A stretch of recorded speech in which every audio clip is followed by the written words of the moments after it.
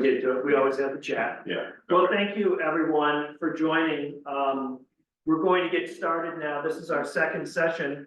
Before we begin, I'd like to note that we're joined here tonight by the Hudson Valley Language Justice Collective.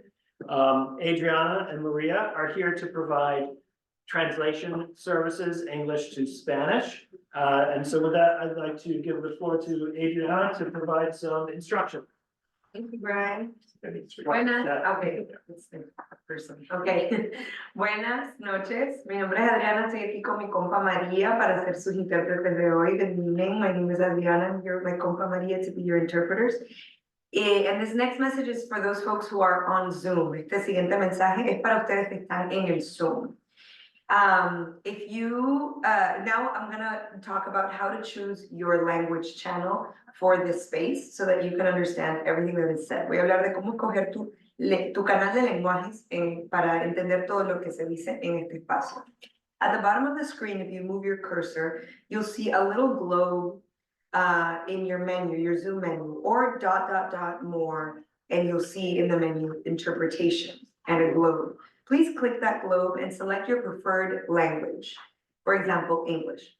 En la parte de abajo de su pantalla de Zoom, si mueve su mouse, va a poder ver un globito o más, punto más, y va a ver un globito que dice interpretación. Si le da clic, va a poder escoger su lenguaje preferido, por ejemplo, español. Entonces, ahora vamos a empezar con la interpretación. We're going to start with the interpretation. ¿Hay alguien aquí en persona en el espacio que prefiere el español?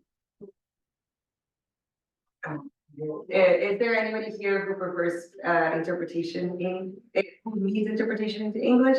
We're good. If you see a community member who you know walk in who prefers Spanish, please do direct them to us over there so we can support. And everybody who is on Zoom, feel free to participate in the question and answer period in Spanish or in English, and also in the chat in Spanish or in English, and we will help with the language. All right, thank you so much. Thank you, Adriana. Thank you, Maria. And welcome again, everyone, to our second session to discuss route optimization for the Ulster County Area Transit System. My name is Brian Slack. I'm Principal Transportation Planner. We're joined by a number of folks on Zoom and a few people here in person. And we just completed a 4 o'clock session that had a pretty robust audience and discussion. I'd just like to point out that this meeting is being recorded, and the recording will be posted after for folks to watch. My name is Brian Slack, if I didn't point that out. I'm Principal Transportation Planner for the Ulster County Transportation Council, and I've been project manager for this project. And we're happy to have with us tonight Jared Toops, who's our project manager from Foursquare ITP, who has been assisting us with this process. Before we begin, I'd like to just introduce a few staff that are here in the room. We have Tony Rozier, the Director of Public Transit for Ulster County Area Transit, Dennis Doyle, our Director of Planning and Director of the Ulster County Transportation Council, and Christopher Seeger, our Senior Transportation Planner, who works very closely with me and Jared on these issues. We also have online Ella Ray Conrad, who is the chair of the TRIAD, which is the Transit Riders an Intermodal Advisory Committee, I hope I got it right, which is an advisory committee to the Ulster County Legislature. So thank you, Ella, for joining us as well. She says you got it right. Okay, great, thank you. So tonight, we're having a discussion, as I said, on route optimization, and it's another step in UCAT's future that we'll be moving toward. We can't really begin tonight without recognizing some of the disruptions that riders have experienced in September from the changes that we were forced to make at Kingston Plaza and rerouting and changing schedules. And that has been, I know, very disruptive. It's been disruptive for riders and for our staff at UCAT as well. But we want to point out and stress that we are really in it for the long haul.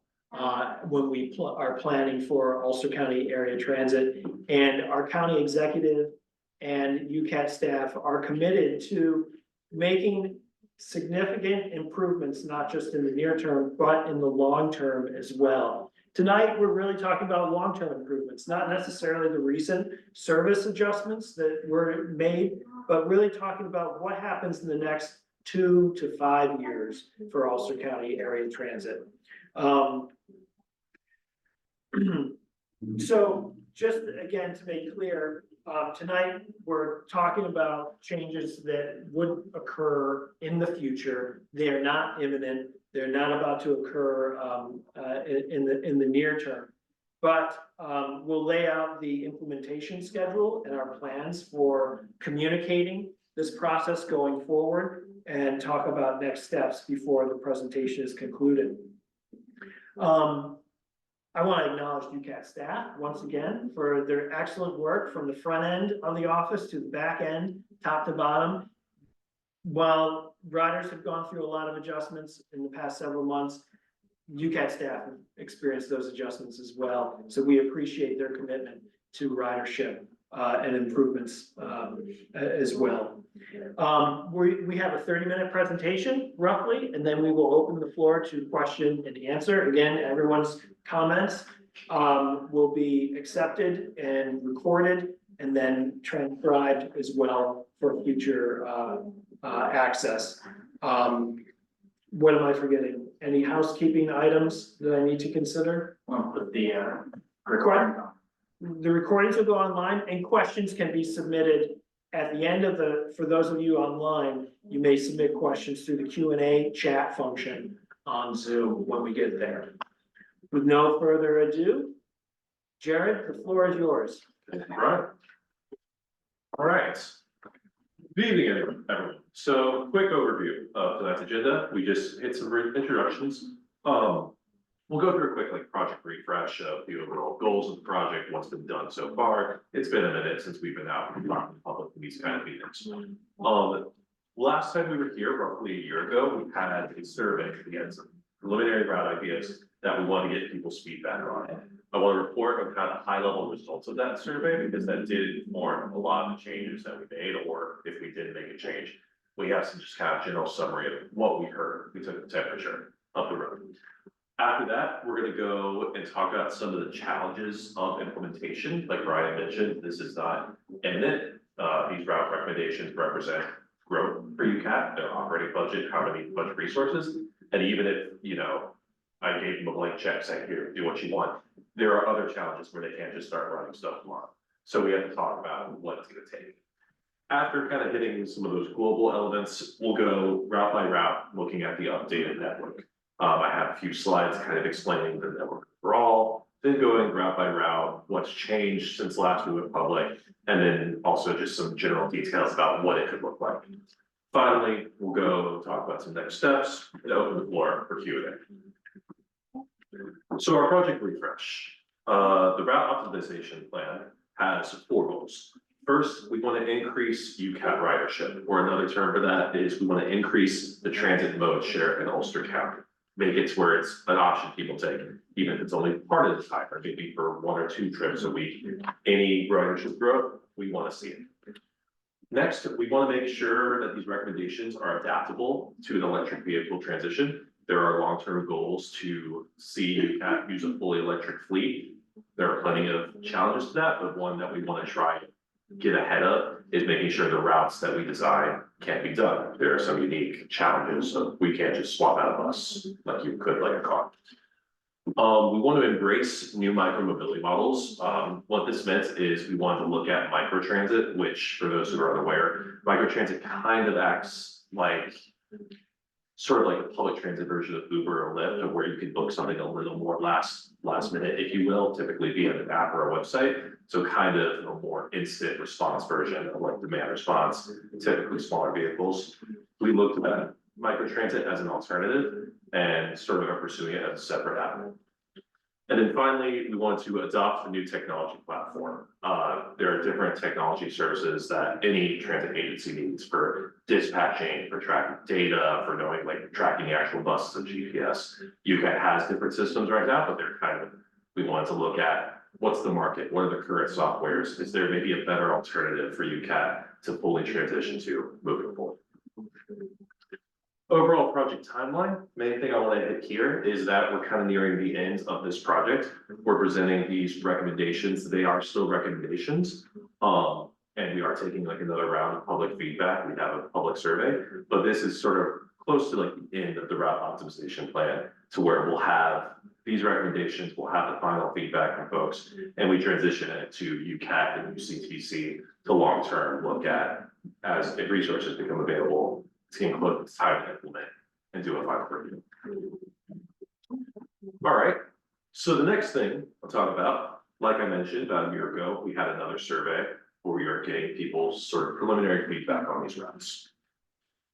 When we presented routes, I think what made it interesting for Ulster County is we wanted to show two different scenarios for transit, right? To get a sense of where people's priorities were. But for a lot of the major communities in Ulster County, if you're trying to get from Saugerties to Kingston, there's really only one highway you're gonna take on the bus on, right? We're not gonna reinvent the wheel saying, look how many different ways I can drive the bus to Saugerties. So we decided, instead of having these scenarios differ by the route alignment or like geometry, we wanted to look at how the service was provided throughout the day.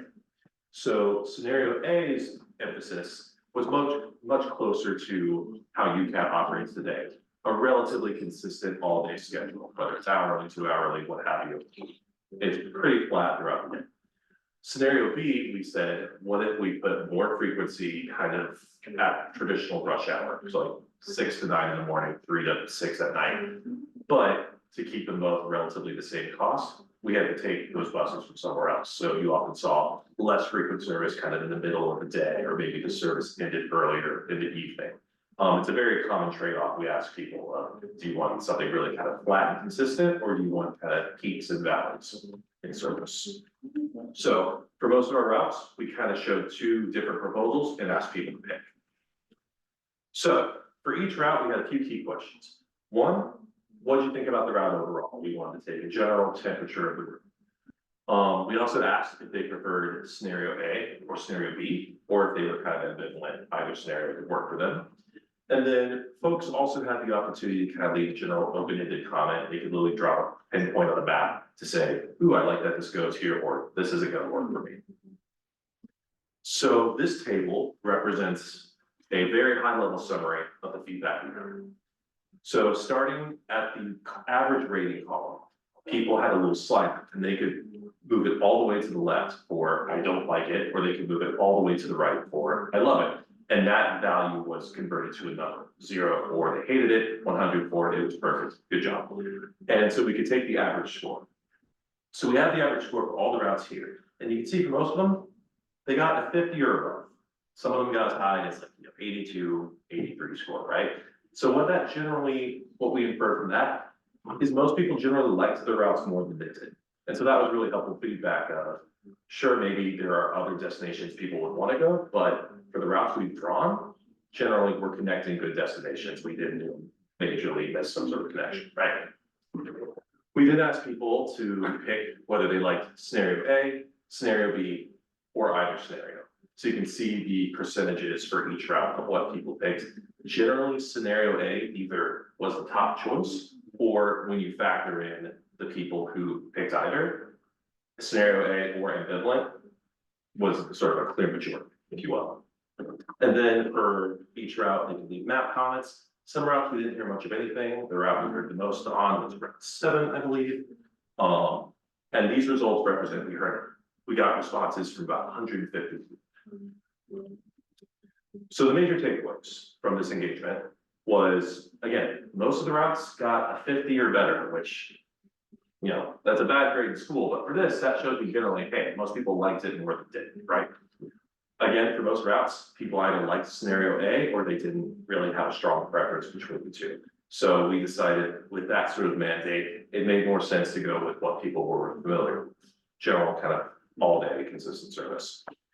Of all of those open-ended comments we received, the biggest theme we took, people asking to see more destinations served. Margaretville and Middleton over in Delaware. Delaware County, thank you. That was a requested destination we heard from especially from people who live in the western part of the county. I know earlier we heard some requests for the ride with Amtrak station. So additional destinations was a common theme, but at the same time, we'll go into this a bit more. There are challenges with sending the route out even further than they already go. A lot of UCAT's routes are already pretty long by transit service standards. And that just provides challenges of if we're trying to invest and strengthen, do we kind of spread ourselves thinner or do we try to build up kind of a core, if you will? So that was sort of our overall framework. We looked at those results and we're like, okay, generally we got a pretty decent mandate for not going crazy, modifying the geometry and kind of sticking to this route A or this scenario A flat surface. So before, like I mentioned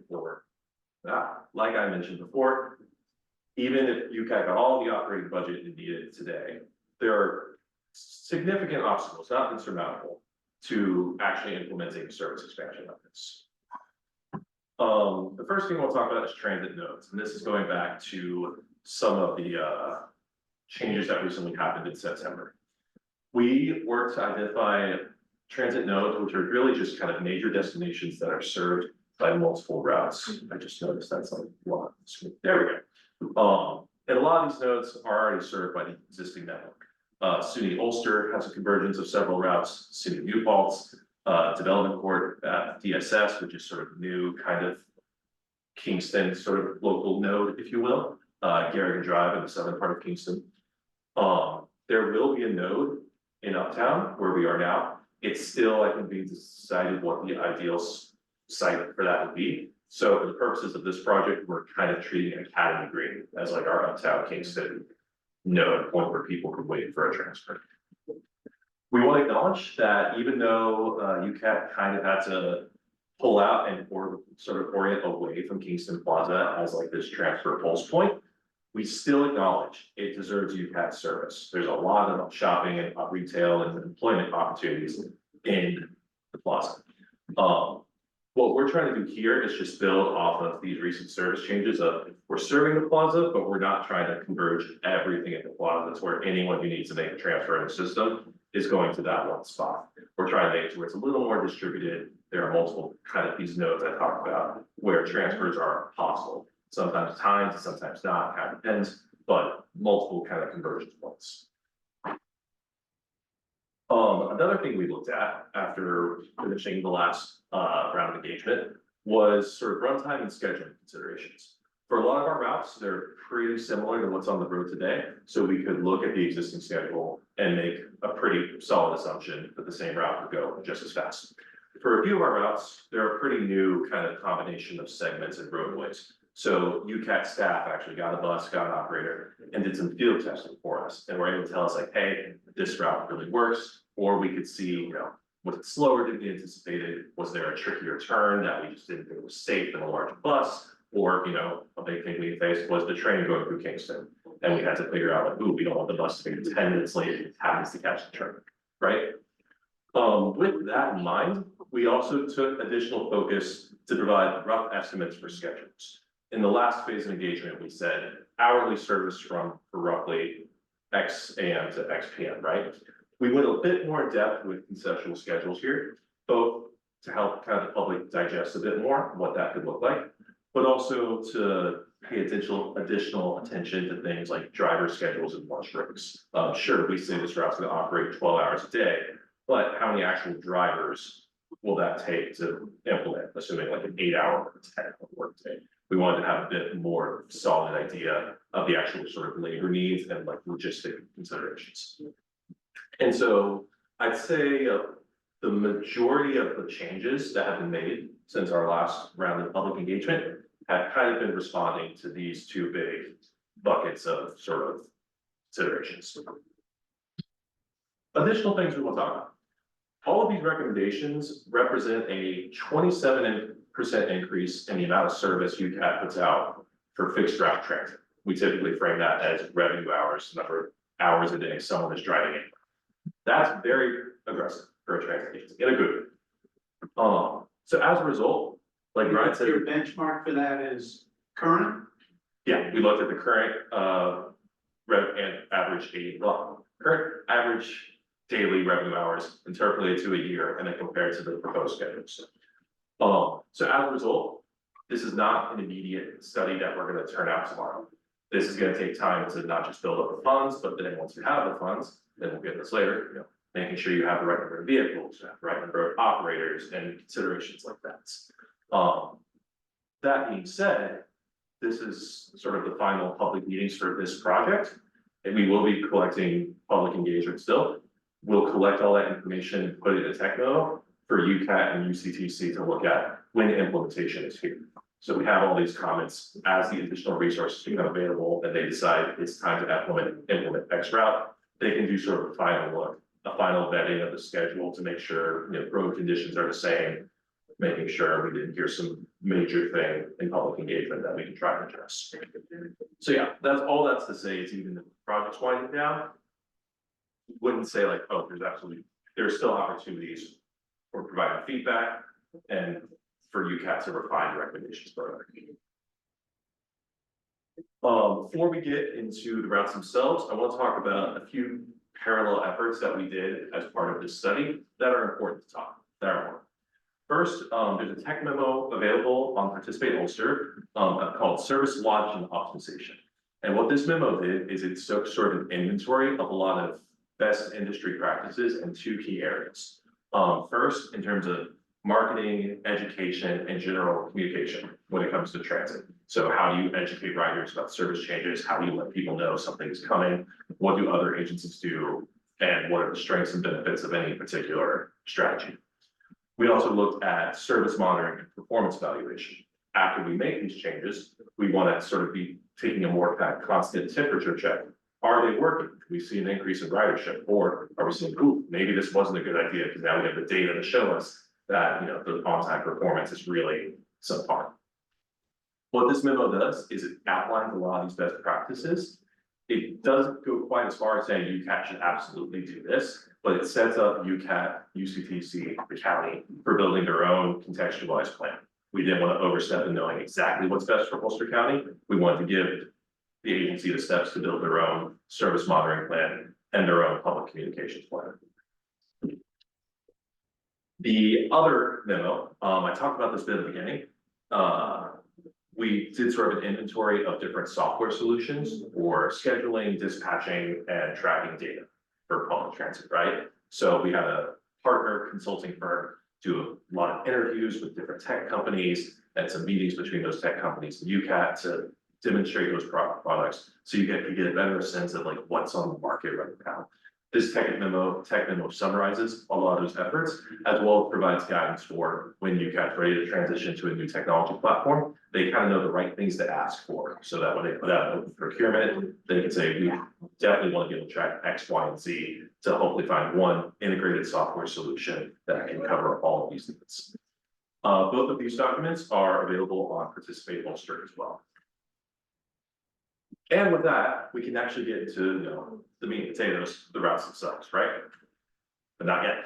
So this section, as an overview, is going route by route and going over to the down. For each route, we have an overall description of the route, sort of the key areas it serves with a map. We have a few of those kind of around the room as well on these posters. Any major changes we made since the previous round of engagement, we try to be very explicit about what the change was and why we made it. And we have a draft weekday schedule. Draft is bolded because these are not intended to be absolutely final. If we said 6 a.m. departure, UCAT will leave at 6 a.m. whenever that route happens. These are supposed to be just sort of like reasonable estimates, so people can get a sense of, yeah, you say 60 minutes, what does that actually look like? Or we have to let the operators have a lunch break, right? What does that look like? Because there will be a service interruption. How does that actually, you know, would impact my commute, right? So these just help clarify a lot of these operational considerations and just make the route a bit more digestible and feel real, if you will.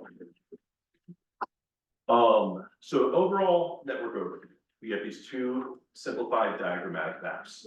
One showing the county overall here on the left, and then one focused in on Greater Kingston. Few things to point out here. First, we have those nodes that I talked about in the beginning of the presentation. Those are the main stops we've laid, just so people can kind of see what are these major intersection points. So, City Ulster, City New Paltz, DSS, Academy Green, Garrett Drive, and Poughkeepsie for a couple rounds of hidden train station, right? The other, I think, few things to talk about here is what you'll see is, especially at the county level, we're not really like expanding geographically. We aren't going into any relatively new areas. And there's a couple reasons for that. One, we did our market analysis of like where demand is, where the population is, food, job density. All of that market analysis generally showed is that most areas that can support some level of traditional fixed route transit already have transit. There was no big, huge gap in the numbers that UCAT wasn't serving. The other thing, zooming into Kingston, is kind of the inverse. We wanted to take this opportunity to sort of simplify how the routes operate in Kingston. We'd rather see a service that's a little more intuitive by focusing on the sort of major streets in Kingston or hitting major neighborhoods, as opposed to sometimes the blue and yellow had different service patterns depending on the time of day. So we wanted to look for something that was a lot more, you know, if the route goes on this street one direction, it returns in the other direction, right? So we want to look for something a little more simplified, take advantage of Kingston's relatively tight street network to where, yeah, the blocks are small. If we move the route over a block, for most people, that's a reasonable walk. So getting into the routes. Route 1. This is an expanded version of the Mall Loop, connecting a lot of these key commercial areas in the north part of the city, getting up to the bridge. So the mall, the Hannaford's, Fair Farms, with a lot of multifamily residential in the northern part of sort of denser part of Kingston. So we have Columbia Gardens and Ulster Gardens. This route operates in the loop, kind of starting and ending its route at DSS, which is going to be one of those nodes I talked about for a transfer opportunity. This would be weekdays only, roughly service every hour from 6 a.m. to 9 p.m. The big changes from phase 2 engagement. This route was not in phase 2 engagement. We had originally proposed serving kind of a lot of this commercial activity by taking some of our longer routes and deviating in. But when we actually went and did those road tests, we thought that's just a lot to put on one route. It's better to kind of cut our losses and split this and have a dedicated bus again. And also we know the Mall Loop is a very heavily utilized route. So we reassessed and determined, let's build on our current successes. You'll see I mentioned we have these draft timetables. I'm not gonna spend too much time sitting on these. These are online for you to digest further. And for the 2 Kingston routes, we have them on the posters. Not gonna spend too much time on here. Route 2, this is our Kingston local. So this is kind of our successor of blue and yellow routes, kind of providing that concentrated core service for local travel in the city. It connects a lot of the areas, sort of neighborhoods with higher population density with the Broadway corridor, where you have a lot of major points of interest and destinations. This would operate 6 days a week with hourly service on weekdays, roughly every 2 hours on weekends, from 6 a.m. to 9:30 and 8:30 respectively. The other thing to talk about here is the county government is also looking at finding funding for existing Kingston local service to get like Sunday. So if the county were to succeed, then never, like under the existing network, it would be like the blue or yellow route, one or both of those. If that was the case, to where you have more Sunday local service in Kingston, this route would inherit that expansion. Changes from phase 2. The main change is we originally had the route going up north on Albany Avenue after Academy Green, and then coming down Foxhall to just serve some of those neighborhoods. During our field test, we caught a train, and we're like, ooh, that's a big delay for a local route that people are trying to catch every hour. So we looked at it a bit more and decided to straighten it out a little bit, because we're also hitting some of those major destinations on kind of the northern chunk of Broadway. We also modified it down where it deviates towards the hospital, just to hit the SUNY Ulster Kingston campus a bit more directly. And there's my bullet about Sunday service. You got it. Route 3, what we're calling Kingston SUNY. This is connecting SUNY Ulster to SUNY New Paltz via Kingston and Rosendale. This would operate 6 days a week, roughly from 6 AM to midnight on weekdays and 8 AM till 10 PM on Saturdays. No major changes to this route. The only difference is in response to trying to, not have so much service pulled out of Kingston Plaza. We moved it to Academy Green, which is again at Forest Retreat and our uptown transit node. The yellow on that map is hard to interpret the route from the road. Okay, thank you, good to know. I will. Yeah, I think the screen's also making it worse. They're a little washed out. Yeah. It was just, I was wondering if there was a route from Rosendale to Cottikill and No, I don't, just trying to check that. no, totally see that. Thank you for pointing that out. Route 4, Kingston Saugerties. This is really just building on the existing KS route. It's very similar. So this would connect Saugerties to Kingston via US 9W, operating 6 days a week with hourly service from 5 AM to midnight on weekdays, 8 AM to 6 PM on Saturdays. The major changes from phase 2. Originally we had proposed, instead of doing this big kind of hook after Saugerties coming down to Mount Marion and Tower Drive, we originally had proposed using a small bridge over the creek and hitting those destinations in the middle of the route. But we looked at it a bit further, and especially considering how the bridge may ice over in the winter, and just thought like, that's probably asking a lot of the bus, right? So we actually returned to the original one. The other major difference here is at one point we had proposed this route deviating off of Ulster Avenue to hit the mall and a couple of those other key commercial destinations in north of Kingston. But with the new Route 1 that I mentioned, this one we figured out we could straighten up. Other major thing to call out here, Tech City is no longer like a major transfer point because we're not using the mall loop in the same way we were before. So we're not envisioning a lot of need to go to Tech City in the short term, but if people need to go to Tech City, this route will deviate upon request. Route 6 is Woodstock to Kingston. This is connecting Woodstock through Kingston Inn and Uptown to Ulster County Development Court. Again, that's sort of transfer node for the mall loop and some other services. This would be weekdays with roughly hourly service from 6 AM to 9 PM. And the big change here was this was the original route we had proposed. Keep going and do a lot of mall loop activity. But with the road test, we just weren't feeling as good about the run times, so we split them in half just to make the headways a bit more manageable. Route 7, this is arguably, I think, a little bit more complicated than the rest. The core of Route 7 would connect Benicia to Uptown Kingston at Academy Green. So every trip would do that chunk. Depending on the trip of the day, what we're calling 7A and 7B, certain trips would either continue further west to Pine Hill and Bel Air, or they would continue east down Broadway, kind of providing additional core Broadway service and ending at Birch's and Portland. This route would operate 6 days a week, and the core chunk of the service between Benicia and Academy Green would see roughly 90-minute service. The two operating branches would be double that, so roughly every 3 hours. Weekdays it would operate from 6 AM to midnight, Saturdays 6 AM to midnight, and no major changes on this route since our last phase of engagement. And then, even though this is still a conceptual schedule, you can see what that looks like. The core of the route is being hit by every bus. Then, depending on which bus it is, it's either serving Bel Air or it's going further south at Academy Green for Garrett Drive and Portland.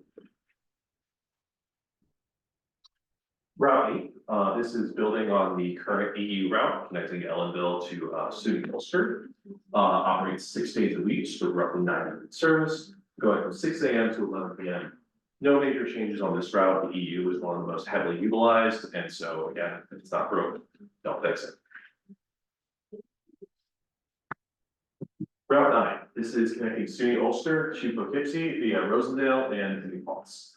This would operate on weekdays with roughly a bus every 2.5 hours from 6 AM to midnight. No major changes on this route since phase 2. This route was really just drawn in response to providing local coverage in New Paltz And also we saw there was some like east-west demand to get to Poughkeepsie and Dutchess County, especially not just from Kingston. So we want to have some sort of like east-west option that wasn't gonna always pull you into Kingston. Jared, can you hit admit on that box? He's actually already in just a ghost version of him sitting in the waiting room for some Okay, reason. okay. Yeah, just hit that, thank you. Okay. Sorry. No, okay. Route 10, Kingston to Poughkeepsie. This is really just the successor of the KPL route, another heavily utilized one right now. This is connecting Kingston to Poughkeepsie via Broadway and would also deviate to Birches and Port Ewan. So this is currently the only route we have slated to operate 7 days a week with 60-minute service on weekdays, roughly every 2 hours on weekends, operating from 5 a.m. to midnight on weekdays and 8 a.m. to 5 p.m. on weekends. No major changes since we last went public with this route. KPL is a very popular service and a very useful connection getting down to Poughkeepsie and the train station. Route 11 connects New Paltz to Newburgh, New Gardner and Flat Hill. Very similar to the X route. I think we just took out some of the very low ridership segments. This would be every 150 minutes or roughly 2.5 hours on weekdays from 6 a.m. to 11 p.m. This is another route that we've basically left the same since the last phase engagement because we didn't really hear any major qualms with it, if you will. So one thing to talk about is up until recently, there was a specific New Paltz loop. We don't have that service. I believe New Paltz loop is gone currently, right? Correct. Yeah, so that was phased out with recent service changes and we haven't brought something back. We were mindful though of looking at how all of these routes are terminating and going around New Paltz to see if they can kind of serve collectively as a New Paltz loop. So Route 3 is coming from SUNY Ulster and Kingston and doing this counterclockwise circulation around kind of the core of the town of University. Route 9 is going to take you to SUNY Ulster to the north or Poughkeepsie to the east. So again, making that counterclockwise connection. And then Route 11 is coming from the south and would do that same. So between the three of these routes, you would have a bus kind of doing a lot of this local travel around the university relatively frequently. So we kind of modeled what that could look like, just based on the anticipated number of trips ending or starting in New Paltz each hour. And that's ranging from roughly 2 trips an hour to 3. There's a little variation just because those routes are tied with other opportunities like trains, but on average, around 2 trips an hour, kind of provide that super hyper local New Paltz circulation. So that's all the fixed route. When I say fixed route, it's a bus that sort of follows the same pattern throughout the day, a consistent schedule, what you think of as a typical bus route. But what about microtransit? We didn't look at microtransit as an official recommendation for this project, mainly because we didn't see a good, often people explore microtransit as a way of getting rid of fixed route. They think microtransit, like, it's a good substitute, it can be more efficient. We didn't really find a good opportunity for that. However, UCAT and UCTC submitted a separate 9-stop grant to do some pilots in Ellenville, New Paltz, and Kingston, which, based on the previous analyses, are the areas most suited to support some level of microtransit.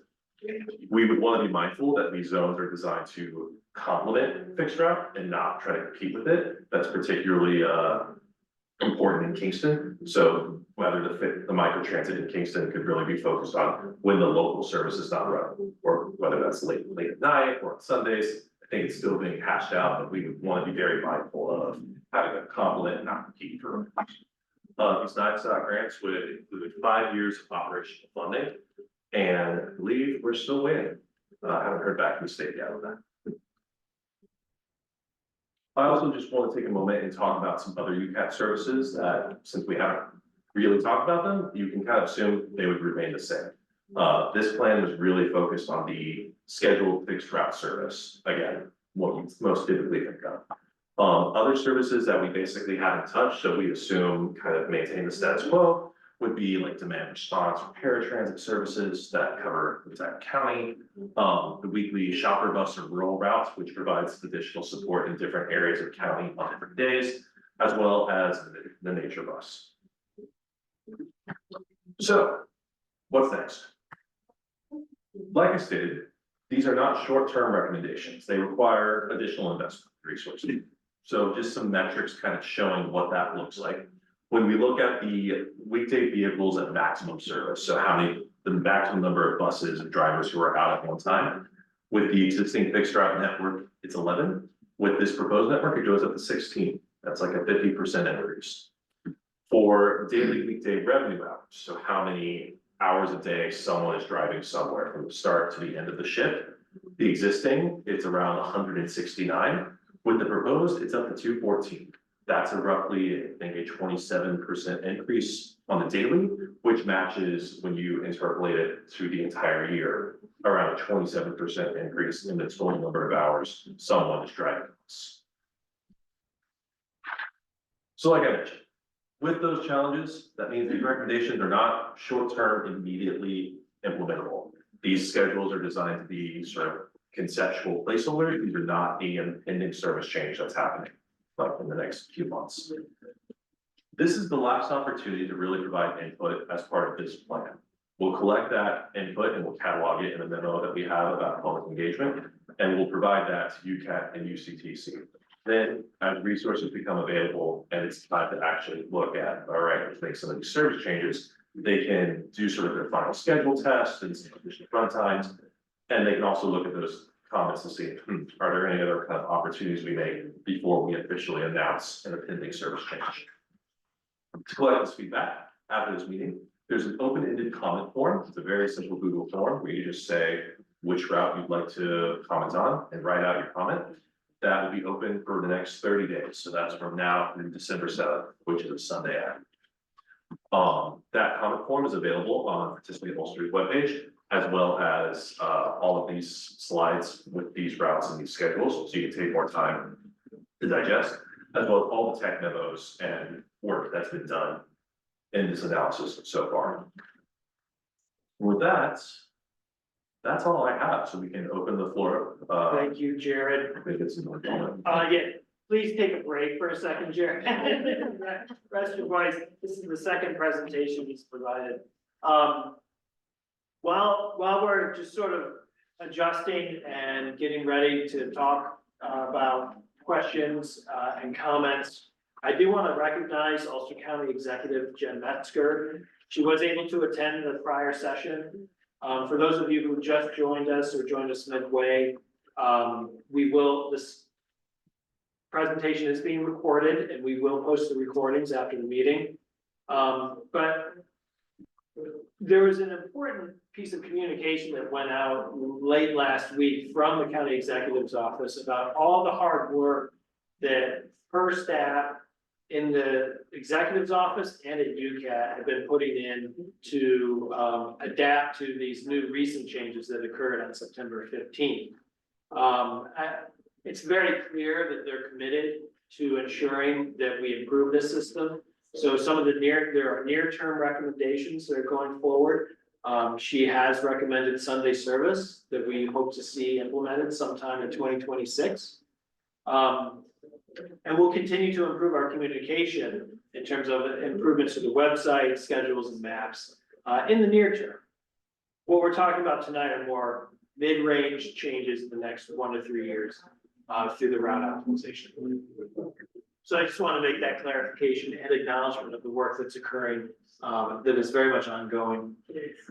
Chris, are we able to take audio comments from people who have joined online? We should be able to. Okay. I also do have 2 text comments too, if you'd like to go through those first. Sure, why don't we do that, and then if there are comments from folks in the room, we're happy to take those. Okay, the first one's from Stevie Jones, says, good evening, thank you so much for holding these. I have to sign off at 6:30 for another meeting, but sent an email recently about how much I rely on UCAT on the weekend and occasionally, occasionally weekdays between New Paltz and Poughkeepsie. I hope you host more of these meetings, and thank you again.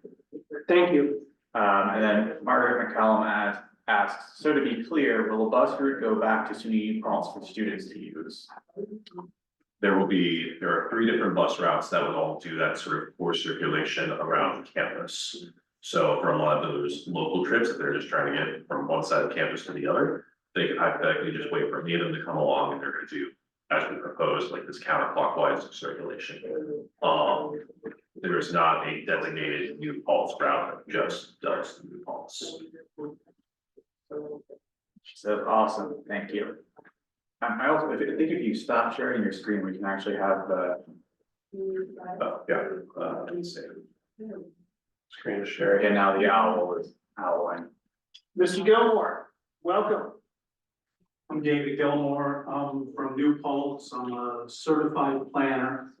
And I, really think, buses are important. I'd like to thank the county executive to her commitment to climate protection and public health and interest in revitalizing the UCAT service in all of Ulster County.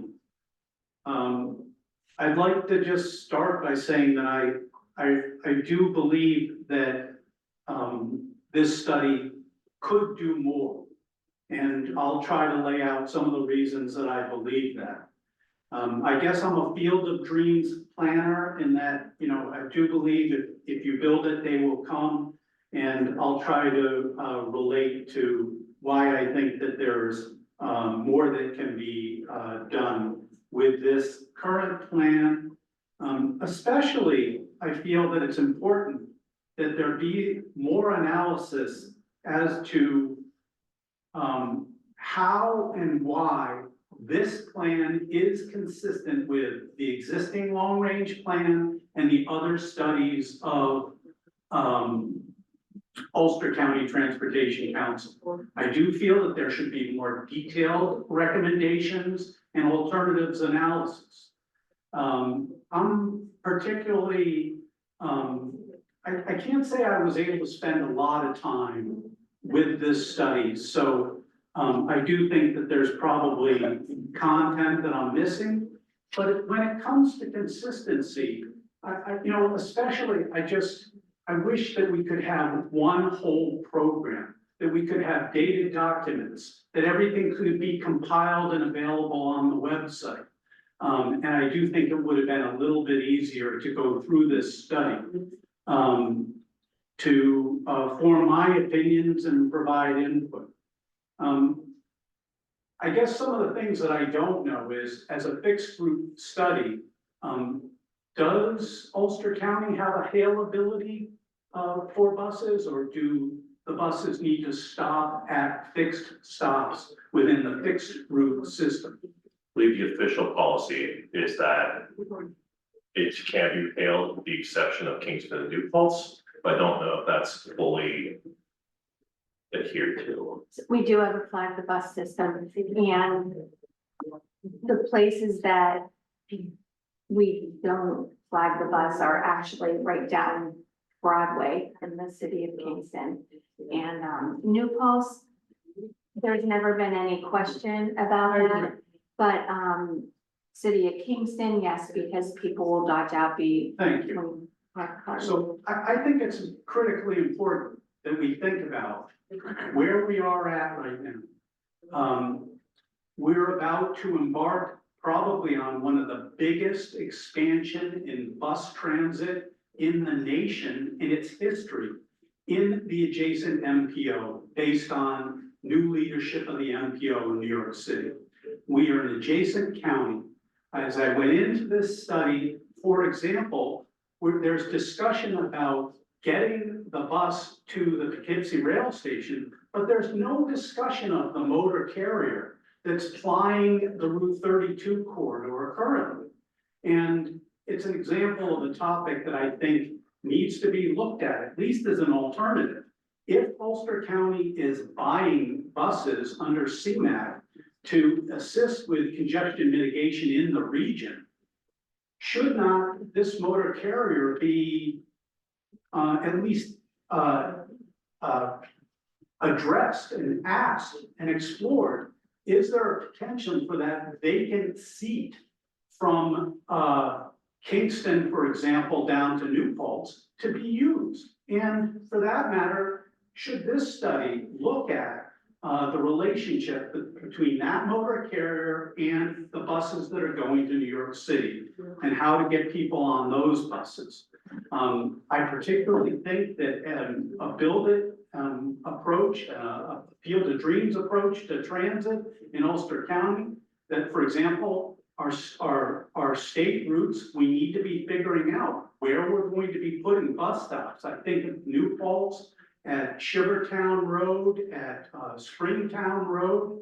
Those are places where maybe I think there might be lost space. There's opportunities for bus stops and trying to better somehow stimulate ridership. Or at least help people get to the bus and get on the bus. As I looked at like the market analysis, I think it's particularly also important to think about activity analysis and activity patterns, but also equity. And I do agree that there's been thoughts as to I think that like the types of land uses that you're thinking about are major employers and obviously the SUNY system. I'm not hearing a lot of discussion about the difference between the SUNY Ulster campus and the new Center City campus. And I'll have some comments on that. But also getting to the grocery stores. I know that the ShopRite and Tops are addressed within the New Paltz routes to some degree, but also just in terms of how do we get people on the bus? Under the Climate Leadership Community Protection Act and efforts to reduce greenhouse gases, not have people buy cars. SUNY Ulster and those students, high school students who might not be taking school buses, and for that matter, contemplating how school bus policies and routes may change with time. But I guess that it seems that with SUNY New Paltz and the SUNY system, incentivizing students not to have to buy a car and to get on those buses, I guess I believe that the incentive could come from better headways and actually being able to get to the school locations, as well as I believe that in some of the urban cores, being able to shop. And I'll talk to what I think about activity patterns in New Paltz with this new arrangement and getting people around town. But could I ask you to try to conclude your comments, David? I think that especially it would be helpful to have greater clarity on measures for publicity. There should be radio advertisements for the bus system, and there should be utilization of Instagram. I think that it would be helpful to have more on the statutory commitments with this plan and program and what you're trying to achieve. And it would be more beneficial to have clarity in terms of the metrics. Of course, I understand objectives for safety, but I would like to see more clarity on the metrics and also how you would intend to move the metrics with this plan. It feels like what I heard tonight was a degree of these are long range, we're not sure what we're gonna do. It seems like you should have a more explicit set of strategies that you're proposing. And along that line, I do think that it would be helpful to understand more about your specific technology recommendations, including how you're going to get to a highly functional software system in terms of customer relationship management and communication. And in New Paltz, I especially think it's important to establish where you're going to put these stops in relation to the ShopRite and the Stop and Shop, or I forget, Tops Market. I do think that it's important that I really think that you should strive for stronger headways, but I would like to see where that stop goes. It seemed like people were concerned that if the stop is by Main Street, it would be hard to get to Tops. But I think it's critically important that there's lots of coordination with the landowners and seeing if they can provide way, I would like to see the bus go to both. My experience is there are just lots of students at night. There's lots of other community members at night trying to get up and down Main Street to do their food shopping, a basic need. And I do think that especially the presentation with free buses, I do think it's critically important to get across Plattekill Ave or further to Main Street and make more connections there. And then finally, I don't understand where the buses are being stored, but it seems that if there's buses being stored in Orange County, I think that's important so that you can get an early start with the buses, for example, in Orange County. I do think that there should be coordination with SUNY New Paltz. Build a freaking shed if you need to, but Orange County stores a lot of their buses outdoors in the elements. But I think that it would be good to have buses placed outside of just the garage sometimes to get buses started and going within the system. And for that matter, you should be having the ability for riders to get on those buses after they finish up at SUNY Ulster. I'm gonna have to interject, David, thank you for your very thoughtful comments. So I have more comments. I feel that I am being cut off. I guess there's lots of other things to do in this meeting. We had 20 people online. So maybe I can talk after. Certainly, but thank you for your comments. There are far too many to address. I'm wondering if the TRIAC has any openings, if you're interested in volunteering. We also have several comments online. Oops. And we also have one participant who's raised their hand. I see them talk there. I'll leave them first. Sure. Lee, if you want to go ahead and unmute yourself. Oh, yeah, my question is really fast, actually. Are you aware that one of the major nodes that you mentioned, Garrigan Drive, is not ADA compliant at all? There's no ramps, the sidewalk's cracked. It's quite dangerous for any pedestrians. So when you think about having, for instance, people in my town, Port Ewan, have to walk now from Port Ewan to Garrigan Drive, either via 9W or Worth Street, are you considering the neighboring infrastructure around pedestrian safety and bicyclist safety so that people can actually access these nodes really safely?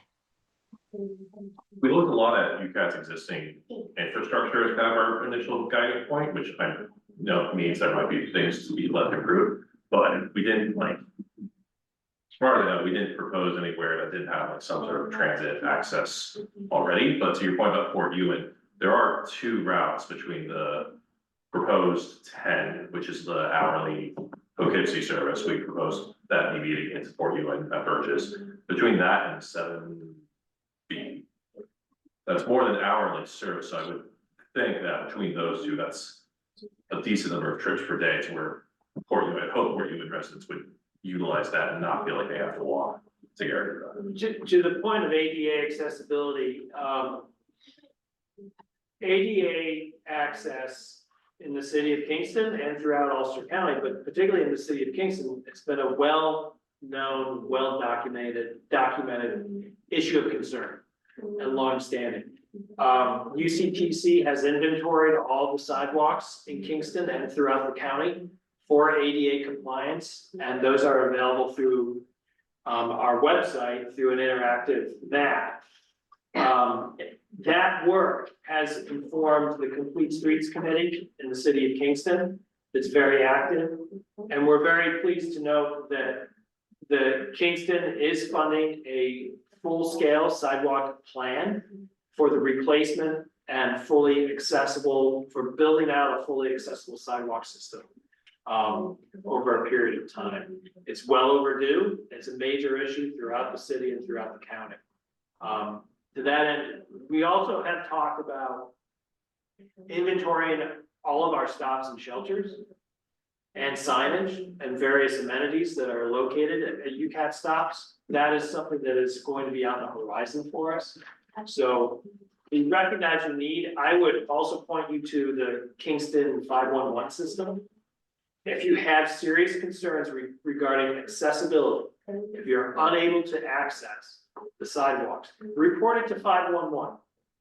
And because then it's documented, and to the extent that they're able to make a change and make an improvement or repair, the city of Kingston will do. Thank you. You have a variety of comments online. I'll just read through them as we from top to bottom. Karen Lindbergh comments, by cutting off Route 7 from Woodstock proper, you are more or less creating a food desert for anyone without a car who lives beyond Woodstock on the former zebra. At least some of the Route 7 buses should access Woodstock in the future. So the 7 bus would still go to Kingston Plaza, so there would still be, I know that's further than Woodstock, but there is still like a grocery store on the same route without requiring a transfer. I think the only thing is that was very, when we took, the Route 7 was the most commented on of all the routes, and it was a very, I think, we got about the same number of comments loving Woodstock being taken off and hating it, for, I think, similar reasons about the shopping opportunities in Woodstock. So ultimately, when making that choice, we just looked at kind of the overall scores of how people were feeling. But I do encourage you, we have the comment form of where we can like specifically note route by route these things, so I do encourage you. But obviously, we're taking comments here, but also log all of that in the comment form as well. Well, can I comment briefly on that? Sorry. Sure. So you probably are referring to the Boyceville supermarket, you know, that is, if you really go on the, what we call this, the Z line, the Z route, which is now 7, right? Route 7. Yes. If you go from, you wouldn't go Belair, but let's say Pine Hill, you do not have access. If you live on that route, you do not have access to any, there is no access to supermarkets before Woodstock unless you go to Boyceville. That is a very tricky place to shop at if you have to cross Route 28. And there are many different people who use this bus who are not that mobile. I'm just saying it's not an ideal place to shop, especially if you have to catch the bus when it's cold and there's snow and it's dark, and I don't have to mention it. The other, so really, Woodstock is there are 2 supermarkets in Woodstock. There is Hannaford and Sunflower. And in general, the whole idea of cutting off Woodstock for this population means that there is very little access to healthy food. You know, you would have to sit on the bus for 1.5 hours almost going from Pine Hill to Kingston to shop, unless you go to Boyceville. So that doesn't quite make sense to me. I have one more comment or more a question or a mix. I'm sort of surprised that you are not considering micro transit for that area that is really remote out there, where there is nature and where many go hiking, and where, you know, we have a lot of advertisement for the state parks in New York State. Problem is, you cannot reach that nature if you don't have a car. And I think it would make a lot of sense if you want to implement these microtransit, transit alternatives, at least seasonal. It would be fantastic if you would allow, you know, anybody who doesn't have a car, and there are many, to be able to enjoy nature, to go on the bike trail. There will be a bike trail in the future, but there is already the Ashokan one, right? So to be able to use that and get on a bus for those who don't have a car would be healthy and would invite outdoor activities for those who don't have cars. And I think that is really also a matter of equity in the end, not just financially, but also a matter of environment. You know, I'm environmentally friendly. So I think there are a couple of things to think about that. I would not exclude the micro transit from that area. Anyway, that was my comments. Thank you, Karen. Brian Sullivan says, I use the bus for employment. Lee says, in my area of Port Ewan, only 1 street bus stops, with some people 2+ miles away, 180-minute bus frequency from neighboring Kingston now. Meaning in practical terms, one cannot actually use it for work. Minimum wage workers at the HB Mall need rapid bus delivery from many more modes, or nodes, sorry. Yeah, so the proposed network, we also have the KDL deviating into Port Ewan and Birches. So that becomes now an hourly connection from Port Ewan to uptown Kingston. Susan Irwin says, is it possible for the buses running through New Paltz to go directly to Tops and ShopRite like the New Paltz loop used to do? I think that's a good comment to look into. It's the biggest trick thing with buses. You have to make sure you're not adding too much runtime to where it has to be less frequent, because the bus can only run as frequently as it takes to complete a cycle. So I highly encourage you for the New Paltz routes. So that's the 3, 9, 11, to leave that comment, because that was something that we heard just a little too late in the process to look into it. So highly encourage you to recommend that. Ella has comments, I believe, but are you going to speak or do you have a text comment? Are you talking about me? Yeah, it was your follow-up from much earlier, sorry. I'm just going through the comments sequentially. Oh, I'm not prepared right now. Sorry, come back to me. Sorry. Ellen Riley says, thank you all for your hard work in reviewing service for the long term. Regarding the short term, weekday service between Kingston and Port Ewan dropped in September from 16 runs per day to 6 runs per day, a 63% service cut, as well as eliminating direct service to uptown.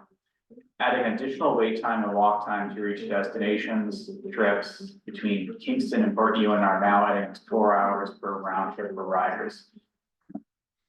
This is a great cost of living price to pay for the September changes with lost time and lost sleep and remains unacceptable. Attending a 10 a.m. appointment in Kingston requires boarding the KPL and Port Ewan at 6:45 a.m. This situation is unsustainable even in the midterm. In the short term, what actions can be taken to restore runs between Port Ewan and Kingston?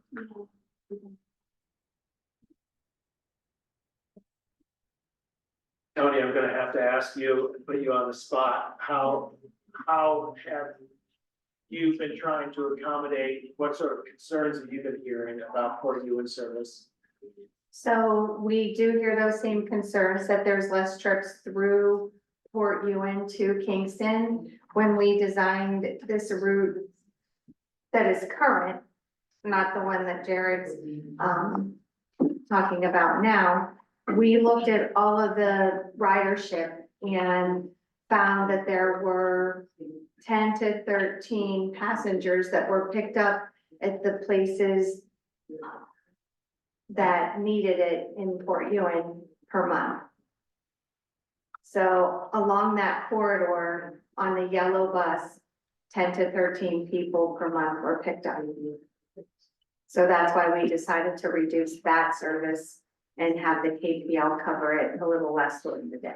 I should note, one of the more cutting comments that we heard during the previous session was 3 years for implementation is too long.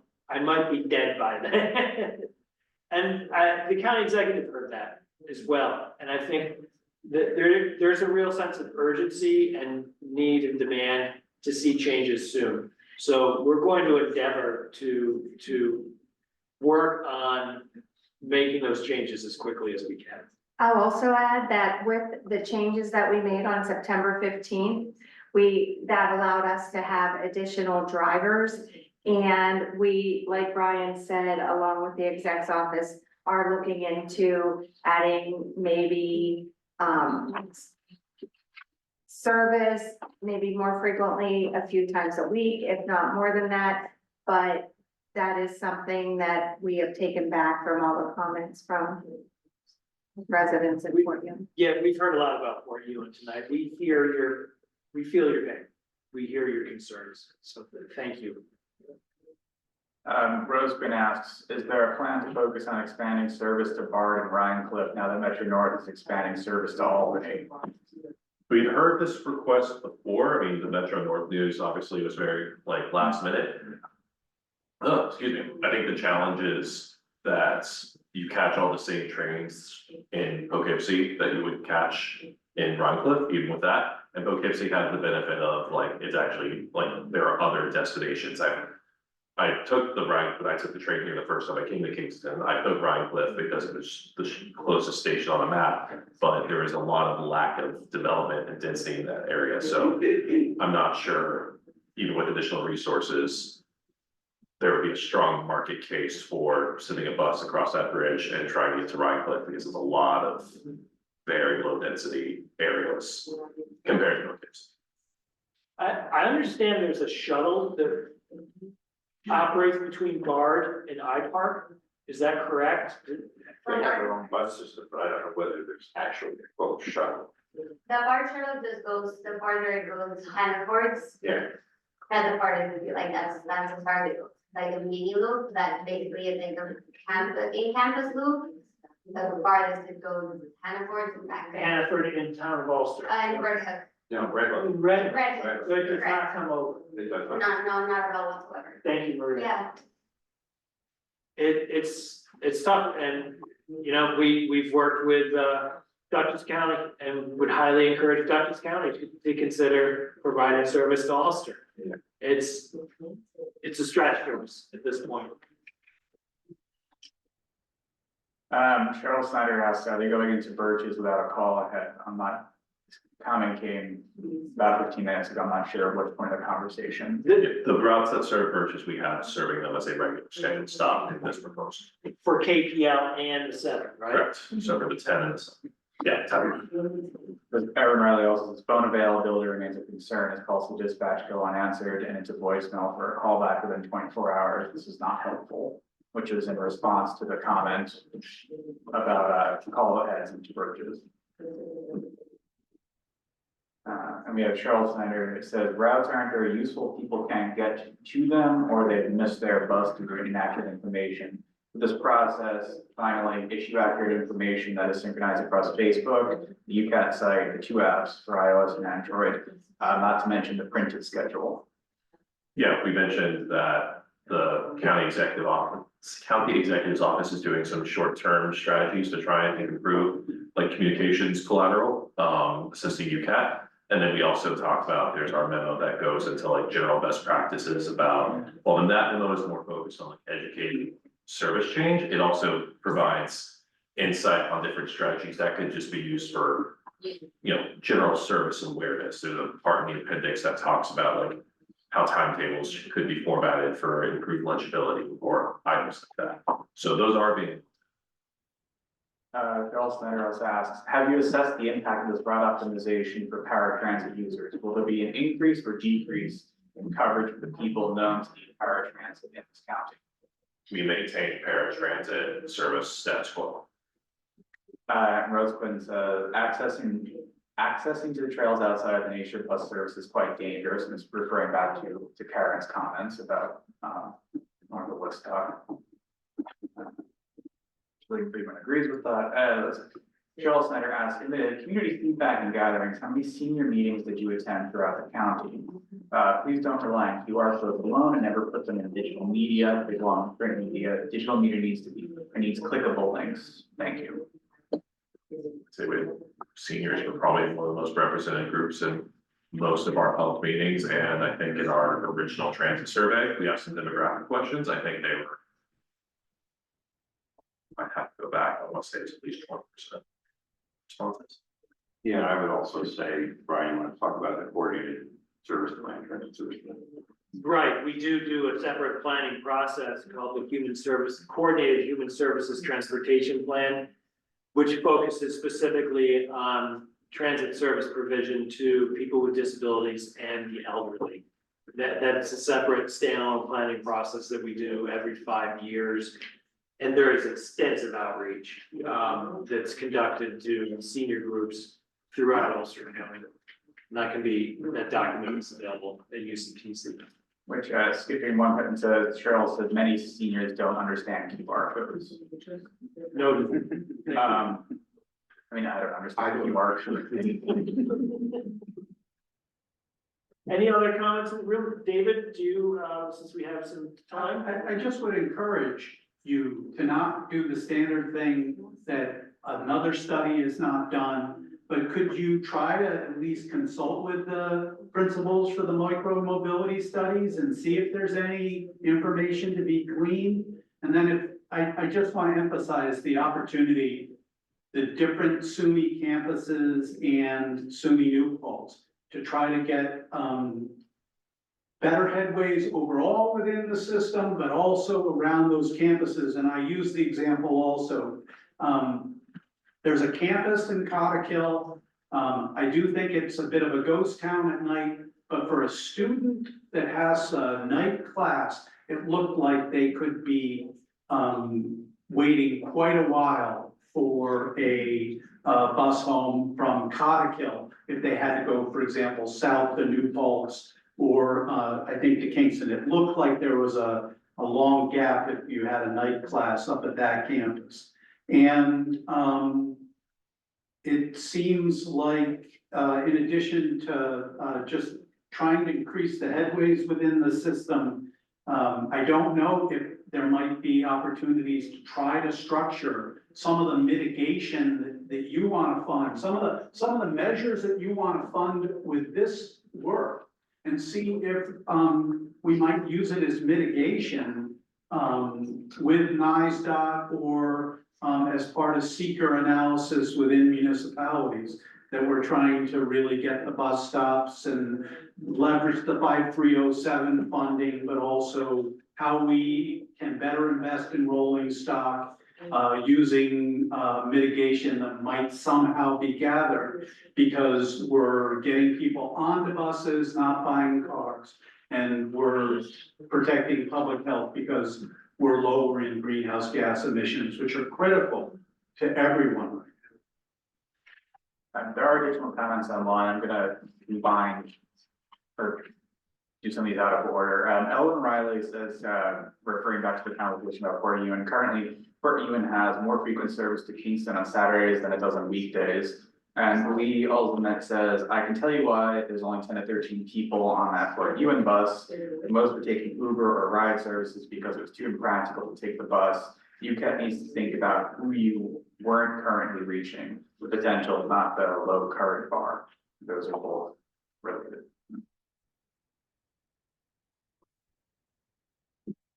And then Rose Quinn regarding the Ryan Cliff and Albany Metro North service says that you have that backward, it makes no sense. I strongly disagree. The lack of access to the state capitol and civil service job is a terrible economic miss.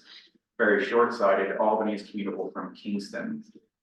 And then also regarding Metro North service, and Cheryl Snyder says, if we're heading to Albany, going all the way down to Poughkeepsie to head back up to Albany makes absolutely no sense. Going to Poughkeepsie, if you had to go to New York City, makes sense. That is insanely New York centric, which Rose seconds. And Aaron Riley says, as a short-term solution, can Port Ewan get a microtransit option to Garrigan Drive in Kingston a few additional times per day, timing connection to the yellow or blue routes. Residents are walking to Kingston, and this will become much more burdensome as temperatures and weather go to extremes. Susan Irwin says, can the KPL route have a bigger bus? When the college students fill it up, going to the train station to go home, I have to wait an additional 2 hours to get home. So one of the KPL is that's actually the benefit of the 9 bus we propose, which I think the frequency, yeah, we certainly desire, but that's not a direct shot from SUNY Ulster and SUNY New Paltz to the train station. So in addition to we saw that east-west travel demand outside Kingsley, south of Kingston, that was another what we thought compelling aspect of the route was students who are trying to catch, whether it's Metro North or Amtrak, now have a direct seat that does not bring you to Kingston. And Ella asked about coordinating UCAT trailway or UCAT with trailway schedules, but also would like to speak. I think our current proposed schedules are off by about 10 minutes to the trailways departures in Kingston. So that's definitely an adjustment and an oversight that we had made. So you would arrive 10 minutes after the Trailways bus departs for point 7.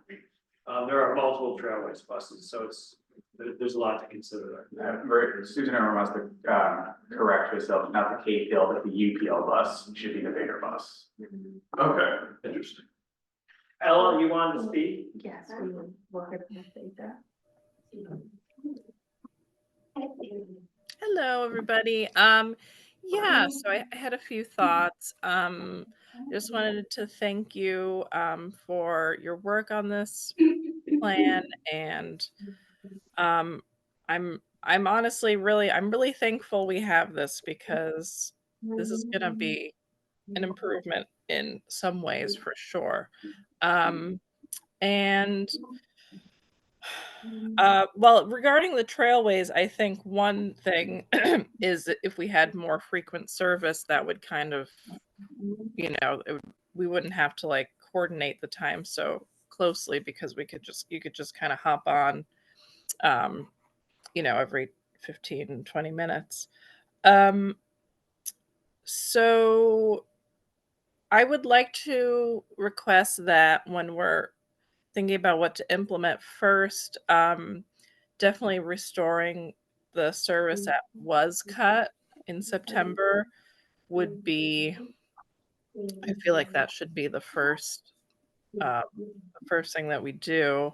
I'm not sure what would be holding us back from restoring that service other than hiring another driver or two. Is that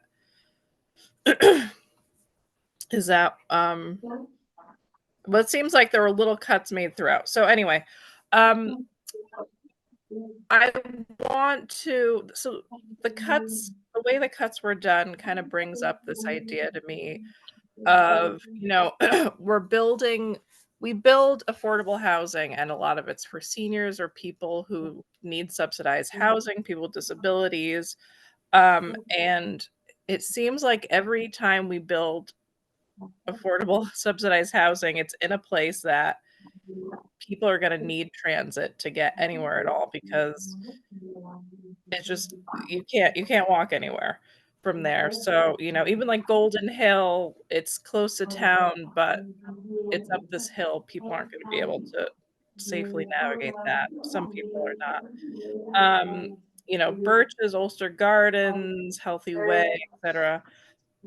All of these places, when they're built, like, are we making a commitment to people living in these places that we realize that people here are going to be transit dependent, and we are not going to cut service for you? Because I think that is, I mean, it's easy to understand why you do that, because there's not that many people there, and it's out of the way, and it slows down the whole route, and it does make service worse for everybody else to have to divert the route. But I think it's really important to feel like we have a commitment to people, and especially when the county, or whoever the government is, agreeing to subsidize this housing. um I don't think we're necessarily thinking about that commitment up front. So I just want to bring that up. um as far as what I think it was David Gilmour was saying, I reiterate the idea of the Field of Dreams, where like I would love to just see like more planning that is aimed towards getting people out of the cars. But I also realize like everyone wants something different, and we do not have the funding for that at all right now. The 27% increase is not going to do that. So, um, I would just love to see like a real kind of a pie in the sky kind of a plan, like just as an as something to explore, like something to make a little bit more tangible. Like, what would it be like if we did have a plan that would actually like be aimed at increasing ridership. I would love to see that. And then last, I would like to ask for the electric buses, I would like to know how long do they last on one charge in terms of miles and in terms of time? Really depends on the bus. And the route. And the weather. Yeah. It's Yeah. constantly, it's, my Yeah. general understanding from an industry perspective is that it's getting better, but still, they don't last near as long. They have basically, because they need to charge, and once they're out for charging, they're out for hours. Is Yeah. that to maintain basically the same amount of service you would have with a conventionally fueled bus? You almost, for some transit agencies, they almost have to increase their fleets by like 50-60%. So you almost need one, like, for every bus for every conventional bus you have, you need 1.5 electric buses, and they're twice the cost. So there's a very much like, that's just maintaining, the status quo. Along with the additional driver training, the initial maintenance facilities, the additional charging facilities, the additional. Yeah. So that's, And they have to be housed inside. Yeah. And then you need the facility to actually take that. It's a commitment, it's a massive commitment that the legislature has taken. There's no. Yeah, so do people in the legislature understand that? Because I feel like it's like a really Are you nice not thing. part of the advisory committee to the legislature? That's I'm yeah. sorry to put Yeah. it so pointedly, but really, I think you're in an excellent position to make Yeah. that point to our members of the legislature. And Yeah. we're happy to assist with some Yeah. of the documentation that we've compiled. Thank you. Yeah, because I just saw Cornell did, they have TCAT and they did a pilot project and they were disappointed to find the battery life went down in the winter by 50%. So that is, I mean, it's very concerning and how that's going to impact the bus service. So thank you. Elevate approximately about 150 to 160 miles they can go. Okay, thank you. I just want to respond to one of your earlier points as well, because it's important. I mean, we're sitting here in Rupco headquarters. And Rupco has been doing, I believe, an exemplary job at building housing, affordable housing throughout Ulster County and building beautiful housing as well. There is a program called the FTA 5310 program. And Rupco has taken it upon themselves to apply for those funds to provide transportation services. It's just one van, but they do have them for specific housing developments. That's something right now we're have an open call for projects with nearly $1 million available for capital and operating. That places like the Birches in other senior living residences can apply for it. There are limitations, there are complications, but it is a resource that's out there to provide loop service that can complement the fixed route service. Because I hope if there's something that we all take away tonight, we live in a very big county and there's a lot of demands. And even with one of the highest rates of expenditures per capita for transit, we're still having deficiencies. People's needs are not being met, and we're trying to increase that significantly as well. So these are challenges we're going to be facing, but we're trying to begin to address them. And a variety more comments / questions. This 227% increase. If there is an increase of 27%, it seems like these are unevenly distributed hours / frequency. Is the 27% increase based on the old schedules or the reduced schedules after the 15th? the new schedules on the 15th. And for the other question, I do see the point that, for a lot of these routes, it's very incremental improvements as opposed to not some like, oh, wow, look at that. And so we try to distribute across the system. But I think the other challenge is, in general, if you want to make a route a lot better, you have to kind of commit to like putting a whole other bus on it. Like you can't, mildly increase of most routes by like 10%. So for maybe some of these routes with the lower headways, it's often because it was either put one bus on it or put two, it's a double expenditures on that route. And so we try to be mindful of which routes are serving areas in our market analysis that have more support, which our market analysis looked at a lot of variables, including transit-oriented populations, density, activity centers, et cetera. As well as just the existing performance. We had a pretty good understanding when we had route profiles, and it's telling us which routes are strong performers. And so we had a route that we know is important for coverage, but it's a weak performer and like it's significantly more expensive to essentially double its resource requirement. That's a hard sell when you see other routes that, you know, merit it more through most ways you gotta cut.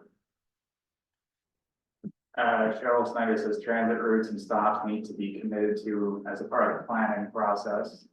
Erin Riley said, an additional possible solution, can paratransit buses be open to flag stops to the public? I.e., if there is a room at that bus, can riders flag that bus to travel on its already dedicated route? That's federal, can't do that. There are federal regulations. Cheryl Snyder asks, are we planning for UCAT charging hubs throughout the county? I don't think just UCAT, the county does have, you know, to install charging hubs throughout the county. And Ron also said, are you open to a hybrid fleet of both electrical and diesel buses if permitted as technology catches up, additional charging facilities are constructed? So right now we have electric and diesel and gas, electric, diesel and gas. And actually next year, quarter 1 or quarter 2, we actually ordered 2 hybrid buses to cover our routes up to Bel Air. Cheryl Snyder said we need more solar arrays to charge the buses. Lee said there should be a Broadway and Kingston-based trolley bus. There's so much more climate friendly than these electric buses and less battery problems, fuel restrictions. Karen believes. Ella asks, sorry if I missed because the sound is breaking up with Brian saying that Russia is currently providing a loop service. Rubco has purchased 2 vans through the 5310 program. They provide service for their elderly and disabled clients out of Landmark Place, and will provide future service for those clients out of the Quality Inn location. And the last comment we have here, Brian Sullivan asked, what buses route service use Stone Ridge, UCCC? So the campus and Ellenville route. Yeah, so UCCC is served by the 3, which would connect them to Kingston and then ultimately New Paltz. The 8, that would connect them to Ellenville, and then the 9, which would also go to New Paltz and Poughkeepsie. So assuming Ulster would have 3 routes that terminate them. And I think that covers everything on there that we had. Well, thank you, everyone. I want to encourage everyone to go to Participate Ulster. If there's a few remaining questions, we'll answer them. To go to Participate Ulster to fill out that form for comments. Yes. Hi, I'm Diane Mueller and I'm a resident of Saugerties.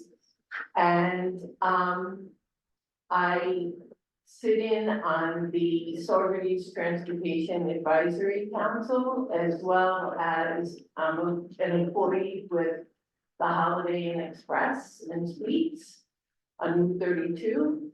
I just would like to advocate. I know the one bus route that goes up to Saugerties goes up to Price Tapper, and then it moves back down. We have in at least 2 of the 3 hotels that are there, Holiday Inn Express, Howard Johnson's, and Comfort Inn. At least 2 of those hotels, we have students from Sioux Falls that work at those 2 hotels. They can go as far as Price Chopper. In good weather, they could walk if they really needed to. But otherwise, in the bad weather, that's not really a good walking area. And, so to advocate if the, UCAT can actually extend back to the parking ride, which is right by those 3 hotels. And or include a loop, like as it comes up 32, like stop real quick at Howard Johnson, stop real quick at Comfort Inn, and as it comes out of Comfort Inn, go behind the gas station on the opposite side of the road, which would then stop right by Holiday Inn Express, and then they could also stop in on the way back down at the parking lot. We have a lot of guests that come at the hotels that don't necessarily have transportation.